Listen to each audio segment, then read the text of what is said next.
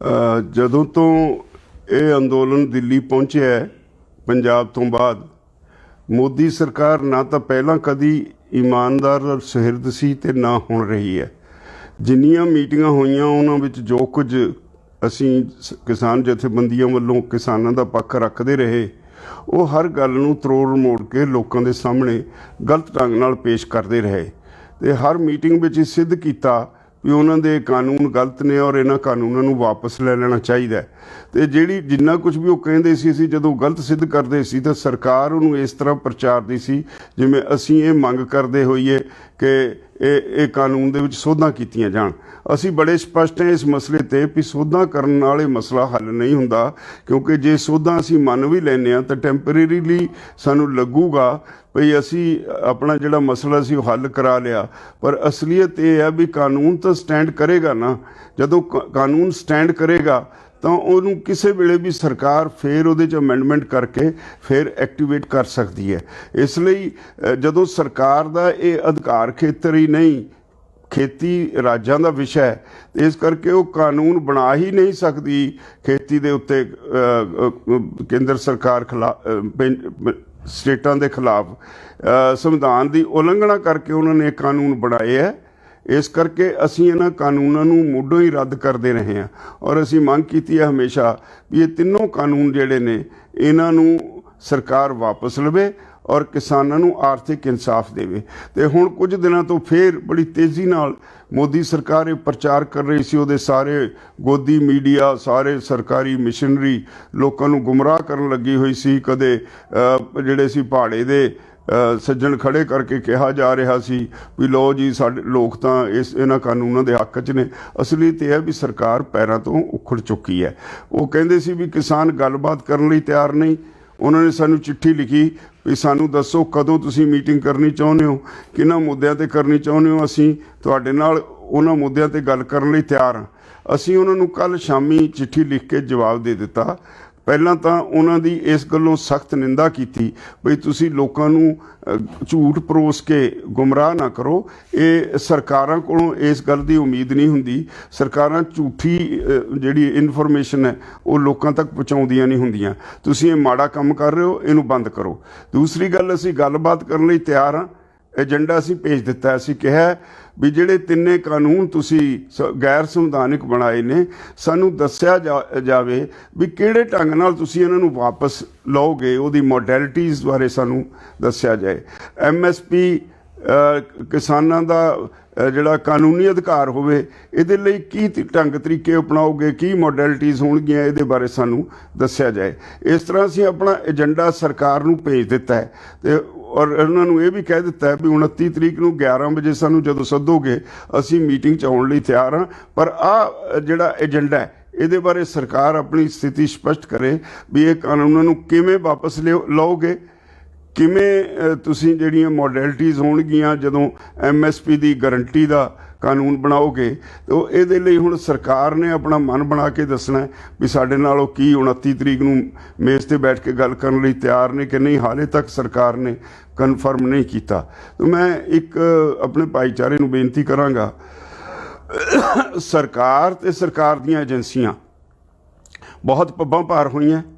ਮੈਨੂੰ ਇਸ ਗੱਲ ਦੀ ਬਹੁਤ ਖੁਸ਼ੀ ਹੈ ਵੀ ਸਾਡੇ ਜਿਹੜੇ ਨੌਜਵਾਨ ਬੱਚੇ ਨੇ ਉਹਨਾਂ ਨੇ ਸਾਰਾ ਕੰਟਰੋਲ ਇੱਥੇ ਪ੍ਰਬੰਧਾਂ ਦਾ, ਜਿਹੜੀਆਂ ਲੋਕਾਂ ਨੂੰ ਮੁਸ਼ਕਲਾਂ ਆਉਂਦੀਆਂ ਉਹਨਾਂ ਦਾ ਸਾਰਾ ਕੁਝ ਆਪਣੇ ਹੱਥਾਂ 'ਚ ਲੈ ਕੇ ਬਹੁਤ ਹੀ ਵਧੀਆ ਢੰਗ ਨਾਲ ਨਿਭਾ ਰਹੇ ਨੇ। ਇਹ ਹੋਰ ਵੀ ਅੱਛੀ ਗੱਲ ਹੈ ਵੀ ਉਹ ਇਹ ਖੁਦ ਮਹਿਸੂਸ ਕਰਨ ਲੱਗੇ ਨੇ ਵੀ ਇਹ ਸਾਡਾ ਅੰਦੋਲਨ ਹੈ, ਇਹਦੇ ਵਿੱਚ ਸ਼ਾਂਤਮਈ ਅੰਦੋਲਨ ਰਹੇਗਾ ਤਾਂ ਅਸੀਂ ਜਿੱਤਾਂਗੇ, ਜੇ ਸ਼ਾਂਤੀ ਭੰਗ ਹੋਗੀ ਤਾਂ ਅੰਦੋਲਨ ਦਾ ਨੁਕਸਾਨ ਹੋ ਜਾਏਗਾ। ਸਰਕਾਰ ਦੇ ਬਹੁਤ ਸਾਰੇ ਅੰਸ਼ ਨੇ, ਸਰਕਾਰ ਦੀਆਂ ਏਜੰਸੀਆਂ ਨੇ, ਕੋਈ RSS ਦੇ ਭੇਜੇ ਹੋਏ ਬੰਦੇ ਨੇ ਜਿਹੜੇ ਇੱਥੇ ਆ ਕੇ ਆਪੋ ਆਪਣੇ ਢੰਗ ਨਾਲ ਕਿਸਾਨਾਂ ਦੇ ਇਸ ਅੰਦੋਲਨ ਨੂੰ ਲੀਹ ਤੋਂ ਲਾਉਣ ਦੀ ਕੋਸ਼ਿਸ਼ ਕਰਦੀਆਂ ਨੇ। ਤੇ ਬੜੀ ਖੁਸ਼ੀ ਦੀ ਗੱਲ ਹੈ ਵੀ ਸਾਡੇ ਨੌਜਵਾਨਾਂ ਨੇ ਉਹਨਾਂ ਨੂੰ ਫੜਿਆ, ਘੇਰਿਆ ਔਰ ਪੁਲਿਸ ਦੇ ਹਵਾਲੇ ਕੀਤਾ। ਤਾਂ ਮੇਰੀ ਸਾਰਿਆਂ ਨੂੰ ਸੁਨਿਮਰ ਬੇਨਤੀ ਹੈ, ਆਉਣ ਵਾਲਾ ਸਮਾਂ ਹੋਰ ਵੀ ਜ਼ਿਆਦਾ ਜ਼ਿੰਮੇਵਾਰੀਆਂ ਨਾਲ ਲੰਘੇਗਾ। ਆਉਣ ਵਾਲੇ ਸਮੇਂ ਵਿੱਚ ਤੁਹਾਡੇ ਵੱਲ ਸਰਕਾਰ ਦਾ ਦਬਾਅ ਵੀ ਵਧੇਗਾ ਔਰ ਹੋਰ ਤੁਸੀਂ ਇਹਨੂੰ ਆਪਣੀ ਜ਼ਿੰਮੇਵਾਰੀਆਂ ਨੂੰ ਹੋਰ ਅਹਿਮੀਅਤ ਦੇਣੀ ਹੈ और अपने इस अंदोलन ਨੂੰ ਸ਼ਾਂਤਮਈ ਰੱਖਣਾ ਹੈ। ਕਿਵੇਂ ਚਲਾਉਣਾ ਹੈ ਇਹ ਲੰਬਾ ਚੱਲੇਗਾ। ਸੁਪਰੀਮ ਕੋਰਟ ਦੇ ਵਕੀਲ ਸਾਹਿਬਾਨ ਉਹ ਵੀ ਤੁਹਾਡੇ ਹੱਕ 'ਚ ਨੇ।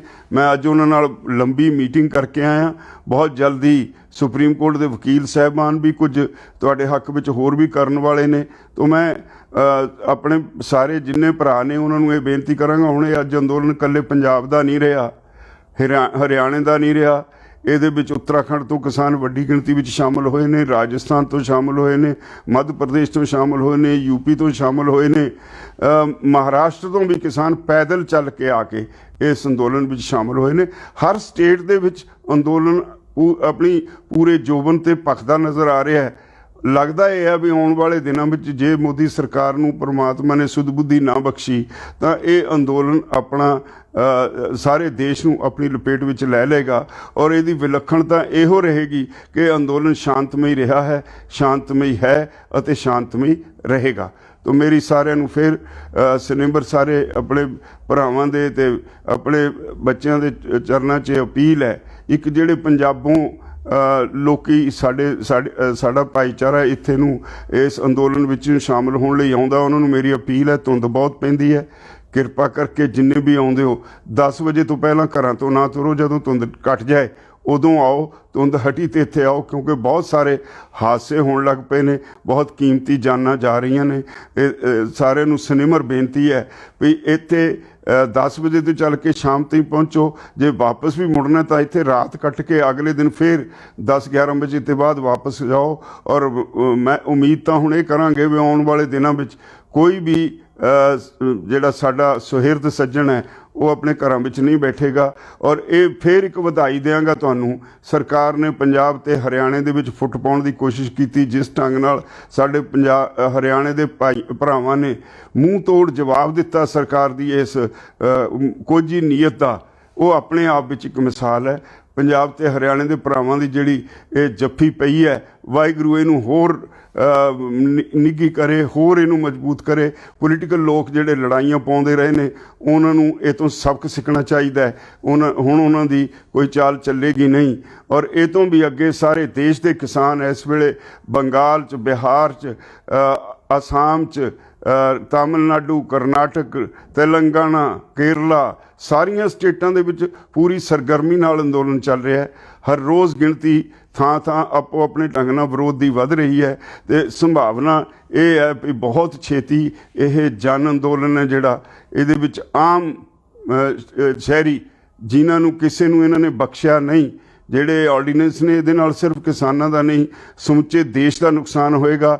ਆਮ ਆਦਮੀ ਦਾ ਜਿਉਣਾ ਦੁੱਭਰ ਹੋ ਜਾਏਗਾ। ਸਰਕਾਰ ਅੰਬਾਨੀਆਂ, ਅਡਾਨੀਆਂ, ਕਾਰਪੋਰੇਟ ਘਰਾਣਿਆਂ ਕੋਲ ਸਭ ਕੁਝ ਗਹਿਣੇ ਪਾਉਣ ਜਾ ਰਹੀ ਹੈ। ਅਤੇ ਮੇਰੀ ਅਪੀਲ ਹੈ ਸਾਰੇ ਆਪਣੇ ਭਰਾਵਾਂ ਨੂੰ ਵੀ ਬਹੁਤ ਹੀ ਸਹਿਰਦਤਾ ਨਾਲ, ਬਹੁਤ ਹੀ ਜ਼ਿੰਮੇਵਾਰੀ ਨਾਲ, ਬਹੁਤ ਹੀ ਠਰਮੇ ਨਾਲ ਇਸ ਅੰਦੋਲਨ ਨੂੰ ਚਲਾਈਏ।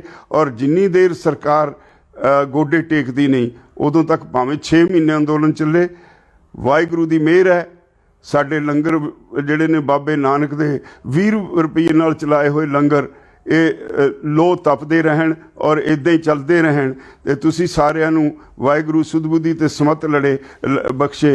ਇਹ ਲੜਾਈ ਦੇ ਵਿੱਚ ਆਪੋ ਆਪਣਾ ਯੋਗਦਾਨ ਪਾਉਂਦੇ ਰਹੋ ਔਰ ਇਹਨੂੰ ਪੂਰਨ ਸ਼ਾਂਤਮਈ ਰੱਖਣ ਲਈ ਵੱਧ ਤੋਂ ਵੱਧ ਆਪਣਾ ਯੋਗਦਾਨ ਪਾਉਂਦੇ ਰਹੋ। ਉਮੀਦ ਹੈ ਇਹਦੇ 'ਚ ਆਪੋ ਆਪਣਾ ਬਣਦਾ ਹਿੱਸਾ ਪਾਓਗੇ। अच्छा, ये किसान आंदोलन आज जब से दिल्ली के बॉर्डर्स पे आया है तो आज ये सारे देश में फैल गया है। सरकार की हर चाल नाकाम हो रही है। पंजाब से शुरू हुआ, हरियाणा इसके साथ जुड़ा और उसके बाद अब मध्य प्रदेश से किसान पलवल के पास बैठे हैं। महाराष्ट्र से 2000 किसान पैदल चल के आ गया है। राजस्थान के हज़ारों किसान जयपुर रोड पे आके उन्होंने मोर्चा संभाल लिया है। और यूपी, उत्तराखंड के किसान पुलिस की ज़्यादतियों के बावजूद हज़ारों की संख्या में यूपी साइड से आके बॉर्डर्स पे बैठ गए हैं। सारे देश में हलचल मची हुई है। किसान आंदोलन में शामिल होने के लिए हर स्टेट से बड़ी संख्या में आ रहे हैं और कई स्टेट्स में तो अपने तौर पे वो एक बड़े बड़े धरने लगा रहे हैं। तो मैं सिर्फ इतना मैं कहना चाहूँगा किसान भाइयों को कि सरकार के झूठ के प्रचार में मत आइए। सरकार हमेशा झूठ बोलती रही है। कल हमने सरकार को चिट्ठी लिखी है, सरकार कहती है किसान मेज़ पे आने को तैयार नहीं। ये सरासर झूठ है। कल हमने सरकार का जो रवैया था उसको कंडेम किया है। हमने कहा है जो हम मीटिंग्स में कहते हैं आप वो तो दिखाते नहीं, अपनी तरफ से झूठ मूठ दिखा के किसानों के इस आंदोलन को तारपीडो करने की कोशिश करते हो। इसको हम कतई टॉलरेट नहीं करेंगे और सरकारों से ये उम्मीद नहीं होती कि वो झूठ बोले। लेकिन आज की सरकार का बेसिक जो खासा है वो है ही झूठ का। इसलिए हमने उनको लिखा है कि हम बात करने के लिए तैयार हैं। 29 तारीख को 11 बजे हम अगर सरकार कंफर्म करेगी तो जहां सरकार कहेगी वहां हम आएंगे। लेकिन हम एजेंडा हमने सेट कर दिया है। हमने कहा है कि हमारी जो मांग शुरू से रही है, हम अमेंडमेंट्स बिल्कुल नहीं चाहते। हमारी मांग रही है कि ये जो तीनों कानून केंद्र सरकार ने गैर संवैधानिक बनाए हैं, इन कानूनों को वापस लेने के लिए क्या मॉडलिटीज़ होंगी वो डिस्कस करने के लिए हमें बताया जाए। और जो एमएसपी है उसका right to MSP, legal right to MSP के लिए क्या क्या मॉडलिटीज़ होंगी, ऐसा हमने एजेंडा भारत सरकार को भेज दिया है कि इस पे जब आप बुलाओगे हम बातचीत के लिए आएंगे। अभी तक सरकार ने कंफर्म नहीं किया नेक्स्ट मीटिंग का, लेकिन हमने अपनी तरफ से जो सरकार कहती थी किसान मेज़ पे आने के लिए तैयार नहीं, उनको एजेंडा भी भेज दिया है और 29 तारीख का 11 बजे का समय भी दे दिया है। अगर सरकार कंफर्म करेगी तो हम मीटिंग में जाएंगे, शामिल होंगे। लेकिन आप सबसे निवेदन है कि जिस तरह से आपने अब तक शांति बनाई रखी, और मुझे तसल्ली है कि सरकार की एजेंसियों के अलग अलग तरीकों के बावजूद, आरएसएस के अपने इस आंदोलन को बदनाम करने के तरीकों के बावजूद आप सब ने तहम्मुल से जिस तरह इस आंदोलन को शांत में रखा है, अब किसी की ताकत नहीं इस आंदोलन को पीछे धकेल सके। आपकी जीत यकीनन होगी और मैं उम्मीद करता हूँ आप सभी मेरी इन विनंतियों पे अमल करते हुए अपनी अपनी जगह पे अपना अपनी जिम्मेवारी संभाल लेंगे और सरकार की हर चाल को नाकाम बनाएंगे। आखिर में जीत किसानों की होगी। धन्यवाद।